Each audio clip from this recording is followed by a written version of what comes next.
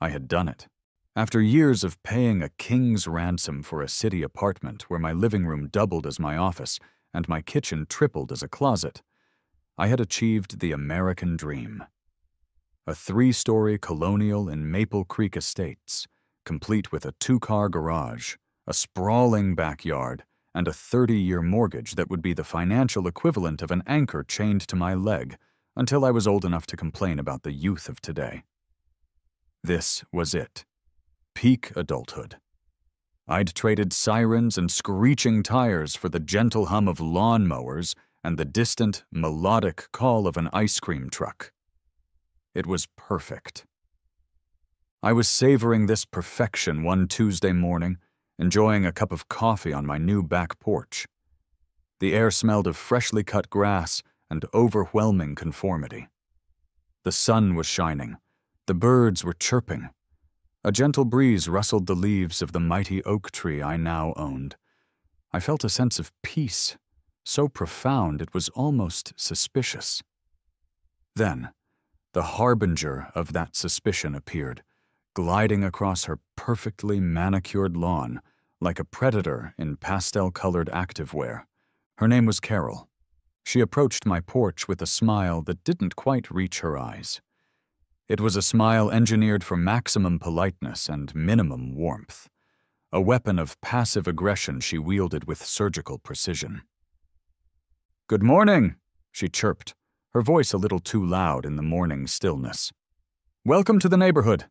I'm Carol, from next door." "Alex," I said, standing to shake her hand. "Nice to meet you." "Likewise." She scanned my property, her eyes darting around like a quality control drone. They landed on the 2 large, city-issued garbage cans I'd left at the side of my house after trash day. "I'm so glad to have a new neighbor. I just wanted to give you a friendly little heads up. We have a bylaw here in Maple Creek, 17C, that requires all refuse containers to be stored out of sight from the street. Just to maintain the, aesthetic." She gestured vaguely, as if my 2 green plastic bins were a blight upon the landscape, a graffitied stain on her personal Mona Lisa. I blinked. "Oh, right. Sorry, I just hadn't built the little fence thing for them yet." "Of course, dear," she said, patting my arm. "It takes time to get settled. Just wanted to make sure you knew. We all have to do our part to protect property values." And with another one of those unnerving smiles, she glided away, leaving me feeling vaguely scolded, like a child who'd colored outside the lines. That was just the beginning. Carol, I soon learned, was not merely a neighbor. She was the self-appointed guardian of the Maple Creek Estates ethos. She was the alpha and omega of the Homeowners Association, a one-woman committee on public decency. My existence became a series of minor infractions, each pointed out with her signature brand of cheerful condescension. A week later, a neatly folded note appeared on my door. "Dear Alex, your garden gnome is utterly charming. However, according to Bylaw 42A, lawn ornaments are limited to fauna, deer, rabbits, etc., and non-mythological creatures. Just a friendly reminder. Best, Carol." My gnome, a cheerful little fellow named Norman, whom I'd owned since college, was apparently too fantastical for this reality. With a heavy heart, I moved Norman to the basement. The following week, as I was shooting a few lazy hoops in my driveway, Carol appeared at the edge of her lawn, a pained expression on her face.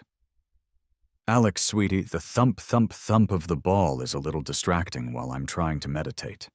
Bylaw 28F mentions repetitive noise nuisances. Perhaps you could take it to the park. The basketball hoop, a symbol of youthful joy and suburban aspiration, was dismantled and stored in the garage. Even my welcome mat wasn't safe. It was a simple mat that read, 'Hope you brought tacos.' Apparently, this was a step too far. It's a bit overly whimsical, don't you think?" she'd commented one afternoon, catching me as I checked the mail. It doesn't quite fit the sophisticated, understated entryway aesthetic we cultivate. The next day, I replaced it with a plain, soul-crushingly beige mat that just said, "Welcome," a word that was beginning to feel deeply ironic. With each capitulation, I felt a small piece of my soul shrivel up and die. I wasn't asking for much. I just wanted to exist in my overpriced house, maybe have a gnome, and dream of tacos without being cited for a bylaw violation. But in Maple Creek, under the watchful eye of Carol, my quiet rebellion was being systematically crushed. I was being assimilated into the beige collective. And the worst part was, I was letting it happen. The final straw, the one that broke the camel's spirit and launched 1,000 trips to the hardware store, arrived not with a chirpy comment or a folded note, but via certified mail. Nothing good ever comes in a certified mail envelope. It's the official stationery of bad news. The envelope was thick and creamy, bearing the imperious letterhead of the Maple Creek Estates Homeowners Association. My hands trembled slightly as I opened it. The letter was a masterpiece of bureaucratic hostility, a 2-page declaration of war disguised as a community notice. The subject, in bold all-caps font, was Violation of Covenant 113B, Aesthetic Harmony and Exterior Water Conveyance. My crime, it seemed, was my gutter downspouts. They were the standard-issue, perfectly functional aluminum downspouts that had been attached to the house when I bought it. They were, in the parlance of the letter, visually discordant with the community's established architectural palette. The letter went on to explain, in excruciating detail, that my cylindrical, metallic finish downspouts were an affront to the neighborhood's character. The approved model, as mandated by the HOA's Architectural Review Committee, which I suspected was just Carol in a different hat, was a rectangular, plastic model available in one of 3 thrilling shades: off-white, eggshell, or, the most popular choice, grege. That's gray-beige for the uninitiated. The letter concluded with a barely veiled threat. I had 30 days to bring my exterior water conveyance system into compliance, or I would face daily fines of $50 until the issue was rectified. It was signed in a flourishing, self-important script by Carol Ann Gladstone, HOA President. I stared at the letter, then at my downspout. It was just a tube. A simple, inoffensive tube that performed the noble, unsung duty of keeping water from pooling around my foundation. It had never hurt anyone. It had never made a repetitive noise or harbored a mythological creature. And now, it was a criminal. My first instinct was to reason with her. Surely this was a misunderstanding. I grabbed the letter and marched next door, my heart pounding with a mixture of anger and disbelief. Carol answered the door in a crisp linen pantsuit, looking as though she'd been expecting me. "Alex," she said, her voice smooth as silk. "To what do I owe the pleasure?" I held up the letter. "Carol, seriously? My downspouts? You sent me a certified letter about my downspouts?" "It's not my letter, Alex. It's from the association," she corrected gently, a master of plausible deniability. "It's about maintaining standards. We can't have exceptions. If we let your tubes slide, then what's next? People painting their doors unapproved colors? It's a slippery slope, dear. A very slippery slope to chaos and decreased property values. They're just downspouts. They do their job." "And they can continue to do their job," she said with that infuriatingly calm smile. "They just need to be the right downspouts. The Grage model is quite popular. It blends in beautifully." She was unmovable, a fortress of suburban dogma. I walked back to my house, defeated and fuming. The injustice of it was galling, the sheer, unadulterated pettiness of it all. That night I couldn't sleep. I sat in my office, stewing in a potent cocktail of rage and helplessness. I opened my laptop, intending to price out the cost of grage plastic tubing. I typed how to replace a downspout into the YouTube search bar. The first few videos were helpful tutorials from cheerful, flannel-clad handymen. But then, the algorithm, in its infinite and mysterious wisdom, served up something different. A recommended video titled, "The Most Insane Rube Goldberg Machine Ever." I clicked. For the next 2 hours, I was mesmerized. I watched videos of breakfast-making contraptions, dog petting machines, and elaborate, room-sized chain reactions designed to do something as simple as turning on a light switch. I saw bowling balls, toy cars, dominoes, and household objects all working together in a symphony of useless, brilliant complexity. And then it hit me. A thought so audacious, so beautifully, maliciously compliant, that it made me laugh out loud in the quiet of my office. The bylaw said I had to replace my downspout. It specified the color, but it said nothing about the method. The goal was simply to get water from the gutters on the roof to the ground below. The letter of the law was my new playground. Carol wanted a beige downspout? Fine. She was going to get the most ridiculously over-engineered, aesthetically bewildering, beige component-filled water diversion system the world had ever seen. She wanted to wage a war of bylaws and passive aggression? Fine. I was about to go nuclear. I grabbed my graphic design tablet, the one I usually used for corporate logos and website layouts, and opened a blank canvas. The rage and frustration that had been simmering for weeks now had an outlet. They flowed from my mind, through my stylus, and onto the screen in a manic burst of creative vengeance. The blueprint for the Carol corollary began to take shape. It would be my masterpiece. It would be absurd. It would be glorious. And yes, it would be beige. The next morning, I awoke with a sense of purpose I hadn't felt since I successfully assembled a piece of IKEA furniture without crying. My digital blueprint was a thing of chaotic beauty, a testament to what a creative mind can do when fueled by spite and caffeine.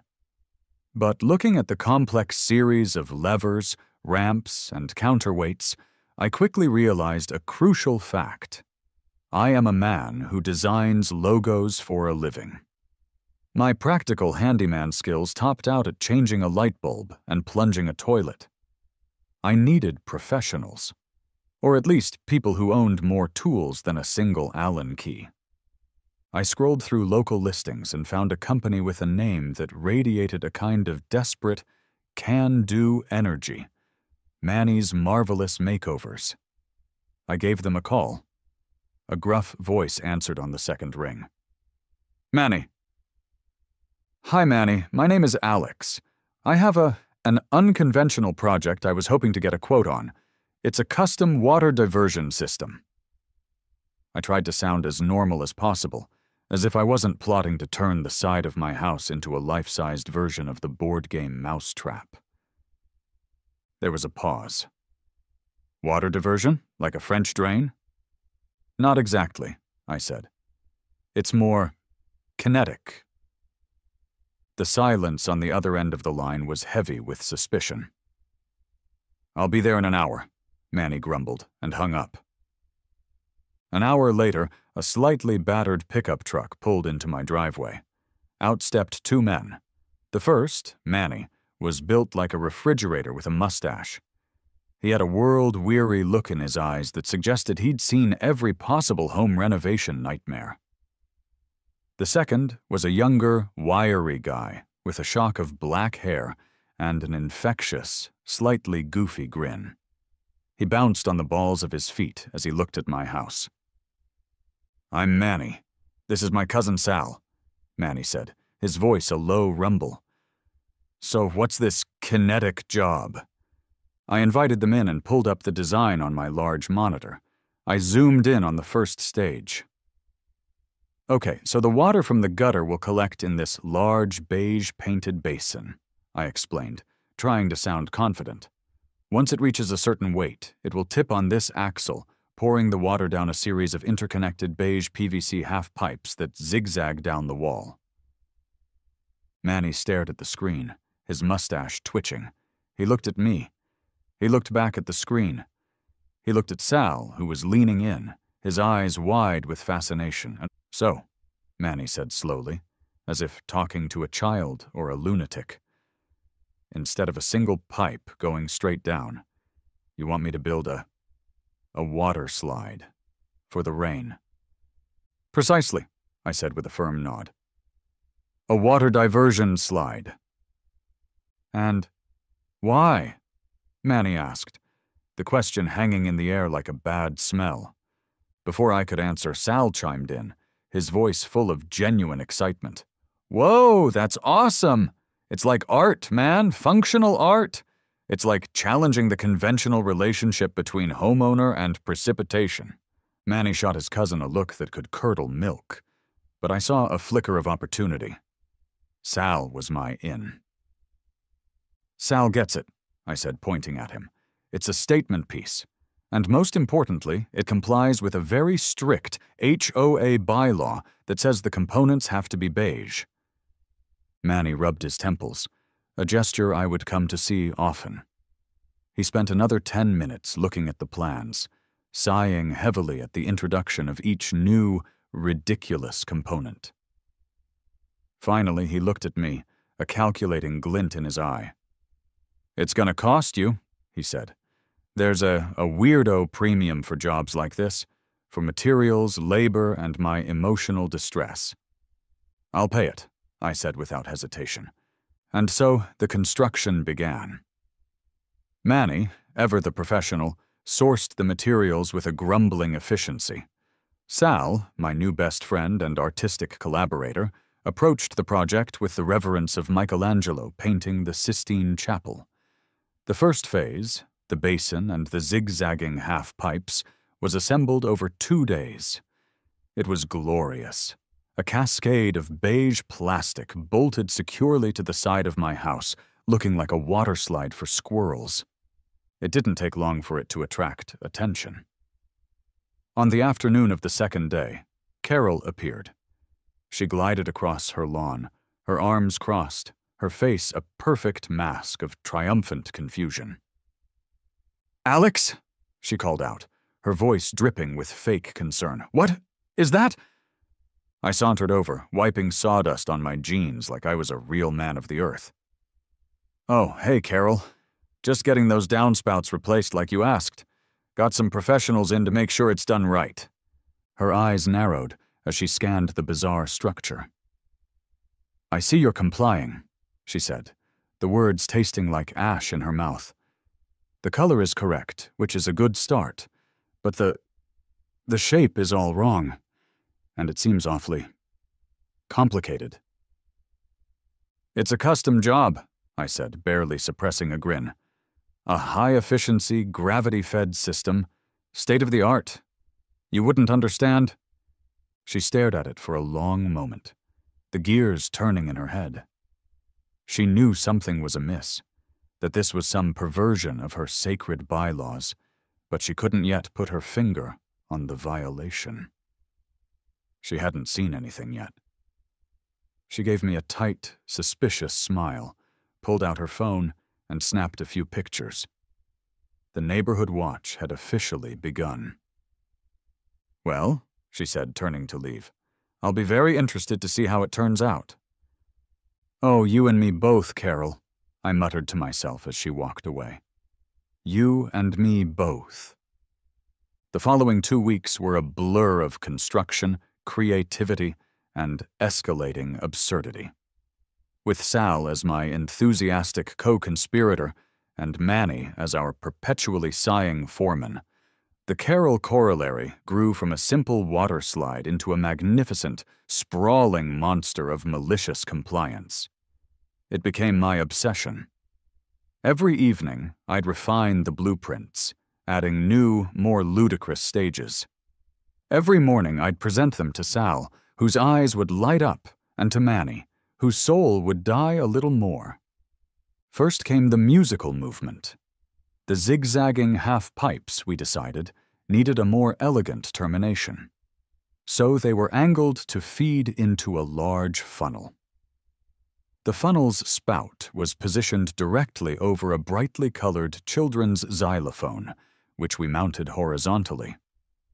The idea was that the stream of water would be broken up into heavy droplets, each one striking a different key. To make it even more infuriating, I had Sal meticulously angle the funnel so the droplets would play the first 7 notes of Twinkle, Twinkle, Little Star. Over and over again. Forever. Below the xylophone, we placed a small bucket. Once the water from the musical interlude filled the bucket, it would act as a counterweight on a pulley system, and on the other end of that pulley, a pink plastic lawn flamingo. As the bucket lowered, the flamingo, which we named Bartholomew, would majestically rise into the air. By the time Bartholomew was installed, my house had become a local curiosity. But for Carol, it was the final, unforgivable sin. A zigzagging water slide was one thing. A perpetually repeated nursery rhyme played by rainwater was another. But a flying flamingo? That was a declaration of war. My phone rang. It was an unknown number. "Hello? Is this Alex Petrov?" a stern voice asked. "Yes, it is." "This is Officer Miller with the Maple Creek Police Department. We've received a complaint about an unpermitted structure being built at your residence. My partner and I are on our way to take a look." My heart hammered in my chest. This was it. The official intervention. I hung up the phone and waited on my porch. A squad car pulled up a few minutes later, and 2 officers emerged. One was older, with the tired, seen-it-all face of a man counting the days to retirement. This had to be Miller. The other was younger, sharper, with a look of curious amusement already on his face. This must be his rookie partner. "Afternoon," Officer Miller said, his eyes immediately locking onto the contraption. "Your neighbor, a Miss Gladstone, called us. She seems to think you're building a... Well, frankly, I'm not sure what she thinks you're building." "It's a gutter downspout, officer," I said with the utmost sincerity. Miller's eyebrows shot up. He walked closer, tracing the path of the machine with his eyes. "This xylophone and the bird hoist, that's part of your gutter system?" "Absolutely," I said, launching into the script I'd been rehearsing in my head. "It's a multi-stage, gravity-powered, aqua-dynamic transport system. The xylophone is a flow-rate sonification device. It allows me to audibly monitor the intensity of the rainfall. The flamingo," I said, pointing proudly, "is a crucial component of the tension release mechanism for the subsequent stage. It's a visual indicator of system readiness." Behind Miller, the younger officer, Rodriguez, coughed, a sound that was suspiciously close to a laugh. Miller just stared at me, his expression unreadable. "Son," he said after a long silence, "is any part of this thing illegal? Does it violate any city codes? Is it a public nuisance?" "Not at all, sir," I replied confidently. "All parts are securely fastened and contained entirely on my private property. It makes a little music when it rains, but it's much quieter than, say, wind chimes, and it's fully compliant with the only regulations that govern it, the HOA bylaws, which simply state that it must be beige. As you can see," I gestured grandly, "the core components are, in fact, beige." Officer Miller stood there for what felt like an eternity, looking from the flamingo to me, then over at Carol, who was watching from her window like a hawk. He let out a long, weary sigh that seemed to carry the weight of every ridiculous suburban dispute he'd ever mediated. "All right," he said, turning to leave. "It's ugly as sin, but it's not illegal. This is a civil matter. Ma'am," he called over to Carol's window, "you'll have to take it up with your homeowners association." He got back in the car, and Rodriguez, as he walked past me, gave me a tiny, almost imperceptible nod and a ghost of a smile. It was a massive victory, but a victory that only fueled the flames of Carol's rage. The next day, the HOA letters started arriving again, this time with a frantic, desperate energy. A cease and desist order, citing violation of aesthetic harmony. A notice of a fine for an unapproved aviary hoisting mechanism, Bartholomew the Flamingo. Another for an acoustic disturbance via percussive water feature, the xylophone. I responded to each one with a polite, carefully worded letter, pointing out that their vague, subjective bylaws contained no specific prohibitions against anything I had built. I was in a gray area, a loophole of their own making, and I was setting up a permanent residence there. The battle was far from over, but for the first time, I felt like I was winning. As the machine grew, so did my legend. My immediate neighbor on the other side was a guy named Dave, a chill software engineer in his 40s with a love for craft beer and a healthy disdain for HOA politics. He'd been watching the construction with quiet amusement, but after the police visit, he became my first official supporter. That evening, he came over, holding a six-pack of a local IPA. "Dude," he said, handing me a bottle, "I saw the cops. You are my hero." "Just a man trying to divert some water, Dave," I said with a shrug, taking a long pull from the bottle. "No, man, this is bigger than that," he said, his eyes gleaming as he looked at the contraption. "This is the Boston Tea Party of Maple Creek Estates. You're sticking it to the man, or, the woman." From then on, Dave became my de facto chief of staff. He'd bring over beers in the evening and we'd sit on the porch, brainstorming new additions. Most of his suggestions were terrible. What if you added a flamethrower? But his enthusiasm was infectious. His support was a welcome counterpoint to the glares I received from Carol and her small legion of loyalist neighbors. The neighborhood was now officially divided. The machine had become a landmark. Cars would slow down as they drove past my house. I'd see parents pointing it out to their kids, who would stare with wide-eyed wonder. A few brave souls would give me a thumbs up as I worked in the yard. I was a suburban folk hero to some, a public menace to others. I was the guy with the weird gutter thing. We were entering the final phase of construction. The grand finale.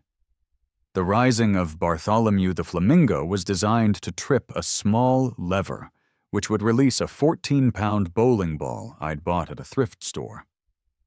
Manny, with a pained expression that had now become permanent, had constructed a long, winding ramp out of more beige PVC pipe. The ramp snaked its way down from the second-story window, spiraled once around the trunk of my sturdy oak tree, and then ended in a steep drop.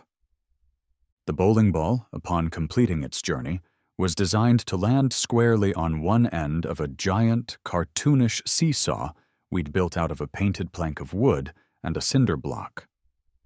The other end of this lever would then fly upwards, triggering the final step. It was the point of no return. We'd moved beyond simple water diversion and into the realm of pure, unadulterated spectacle. The day we finished the ramp, Dave intercepted me as I was getting my mail. He looked worried. "Bad news, man," he said in a low voice. "My wife is on the HOA social media page. Carol just posted. She's calling an emergency meeting for this Saturday." My stomach dropped. "What for?" "She's proposing a new bylaw," Dave said, reading from his phone. "It's called the Community Harmony and Aesthetic Predictability Act. It's an amendment that would ban any non-traditional, overly complex, or mechanically assisted exterior attachments. It's targeted directly at you. She needs a majority vote to pass it." Saturday. That was only 2 days away. My machine was finished, but it was untested. It was a beautiful, ridiculous theory, a blueprint brought to life, but it had never actually performed its function. It had not yet known the touch of rain. I looked at my phone, pulling up the weather app. A small, dark cloud icon was pulsating over the forecast for Friday night. Severe thunderstorm warning, 1 2 inches of rainfall expected. It was a race against time. A showdown was brewing. The storm of the century was on a collision course with the HOA meeting of the century. My machine, my beautiful, absurd creation, had one night to prove its worth. If it failed, or if it didn't rain, Carol and her Aesthetic Predictability Act would legislate it out of existence before it ever had a chance to shine. "It's now or never, Dave," I said, looking from the darkening sky to the winding beige ramp on the side of my house. "It's now or never." Friday evening arrived with a palpable sense of drama. The sky, which had been a placid blue all day, began to bruise, turning a menacing shade of purple-gray at the edges. The air grew heavy and still, the kind of electric calm that precedes a storm. The birds went silent. It was go time. I set up a tripod on my back porch, my camera ready to document the moment for posterity, or for a potential lawsuit. Dave came over with a fresh 6-pack, his expression a mixture of giddy anticipation and genuine nervousness, like a father waiting outside a delivery room. "This is it, man," he whispered, cracking open 2 beers. "Your Super Bowl." Across the lawn, the enemy was in position. Carol stood on her own pristine porch, a grim sentinel in a beige cardigan. Her phone was in her hand, held aloft, ready to document the inevitable, catastrophic failure she was so clearly praying for. I could see other curtains twitching up and down the street. The whole of Maple Creek Estates was holding its breath. Then, the first drop of rain fell, hitting the porch railing with a loud plink, then another and another. A light drizzle began to patter down around us. I leaned forward in my chair, my eyes glued to the large collection basin at the very top of the machine. The water began to pool, agonizingly slowly. Minutes stretched into an eternity. The drizzle was not enough. "Come on," I muttered under my breath, my hands clenched into fists. "Come on, you sky, you can do better than this. Tip. For the love of all that is petty, just tip." As if hearing my plea, the heavens opened up. The drizzle turned into a downpour, a torrential sheet of rain that hammered against the roof and blurred the world into a watercolor painting. The basin filled rapidly, the water level rising, until it reached the tipping point. With a gratifying glug, the basin teetered and then spectacularly overturned, unleashing a torrent of water into the first stage of the contraption. The Carol corollary was alive. The cascade began. I narrated the process in a breathless whisper, a sports commentator calling the play of a lifetime. The water surged through the zigzagging beige half-pipes, a perfect, roaring river that was both chaotic and utterly contained. "It's working, Dave! Look!" The water hit the funnel and streamed onto the xylophone. A cheerful, if slightly frantic, rendition of "Twinkle, Twinkle, Little Star" rang out through the storm, a bizarre, melodic counterpoint to the thunder that was now rumbling in the distance. Plink, plunk, plink, plink, plunk! The musical water filled the counterweight bucket. Slowly, majestically, Bartholomew the pink flamingo began his ascent, rising into the air like a plastic, kitschy phoenix. Dave was howling with laughter, slapping my back so hard I nearly spilled my beer. Bartholomew reached his apex, tripping the lever. With a dull clunk, the bowling ball was released. It dropped onto the ramp with a deep, satisfying thump and began its journey. It rumbled down the track, picking up speed, a 14-pound ball of pure kinetic energy. It navigated the spiral around the oak tree flawlessly, a dark sphere against the beige track, and then shot down the final steep incline. The bowling ball flew off the ramp and landed with a thunderous crack squarely on the end of the giant seesaw. The other end of the lever shot upwards, yanking a rope attached to the handle of a repurposed garage door opener. The opener whirred to life, pulling a second rope that opened the spigot on a large rain barrel at the very end of the line. And then, the grand finale. The water, all the water from my roof, successfully captured and diverted through this insane, beautiful monstrosity poured out. Not in a messy flood, not in a destructive torrent, but through a sprinkler head we'd attached to the spigot. It sprayed out in a gentle, perfect arc, landing directly on Carol's prize-winning, meticulously manicured rose bushes that bordered our properties. Not a drop was wasted. Not a single rule was broken. It was watering her plants. A profound silence fell over the backyard, broken only by the sound of the rain and the gentle hiss of the sprinkler. Dave was speechless, his mouth hanging open in awe. And across the lawn, Carol just stood there, motionless. Her phone was limp in her hand, her face a perfect, blank canvas of disbelief. Her prize-winning roses, now being perfectly and efficiently watered by the very machine she sought to destroy, were a testament to my genius and her absolute, soul-crushing defeat, just as the machine's sprinkler settled into its gentle, rhythmic watering of Carol's roses. The familiar blue and red lights of a squad car painted streaks across the rain-soaked street. Of course. She must have called them the second the bowling ball started to roll. The car pulled up, and out stepped Officers Miller and Rodriguez, their raincoats glistening under the streetlights. They walked up my driveway, their expressions grim, clearly annoyed at being called out in a thunderstorm for another suburban squabble. "All right, Alex, what's going on now?" Miller started, his voice tired.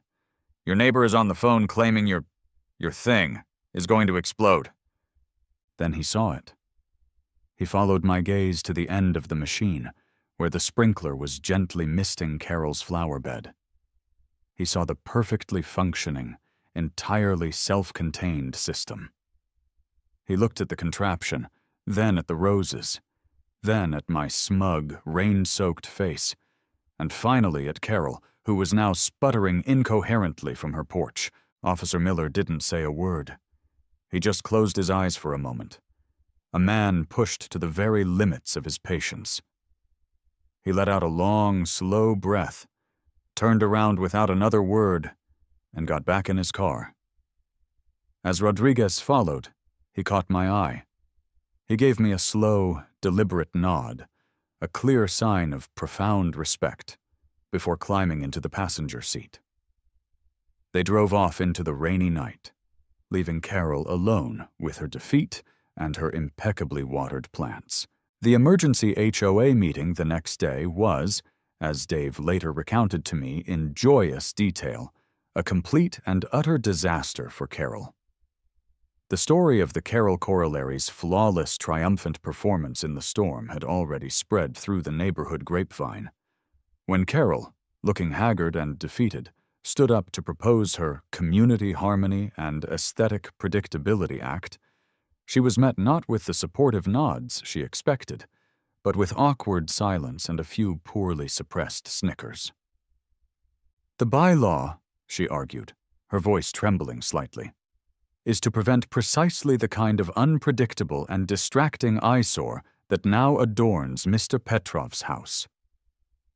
A neighbor from down the street, an older gentleman named Mr. Henderson, spoke up. "But Carol," he said, "I saw it. It watered your roses. Seems pretty predictable to me, and rather helpful."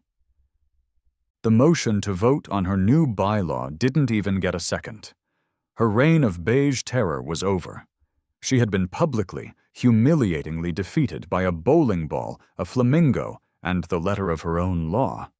Life in Maple Creek Estates returned to a new kind of normal. My machine became a permanent fixture, a piece of local folklore. I'd see people I didn't know taking pictures of it. Dave started calling it the Great Beige Waterfall of Alex. Carol, for her part, retreated. She never spoke to me again. A week after the storm, a team of contractors erected a tall, completely bylaw-compliant privacy fence between our properties. It was the white flag of surrender. I had won. I had found peace, not through quiet conformity, but through loud, complicated, creative rebellion. A few weeks later, I was on my back porch, sipping a beer and watching the sunset paint the sky. A light summer shower began to fall. I smiled as I heard the first familiar glug from the collection basin, followed by the faint, cheerful plink-plonk of the xylophone. The sound was no longer a symbol of my anger, but a comforting, familiar tune. The song of victory. Dave wandered over from his yard, handing me another beer. We watched in comfortable silence as Bartholomew the Flamingo began his majestic ascent. "You know," Dave said, breaking the silence, "I heard she's drafting a new complaint. Something about the noise from your wind chimes being tonally aggressive." I took a long sip of my beer and looked at him, a slow smile spreading across my face. An image flashed in my mind. A series of chimes tuned to play the Imperial March, powered by a small, solar-powered hamster wheel. "Oh, is she now?" I said, a familiar, creative spark igniting in my brain. "Manny's number is still on my fridge.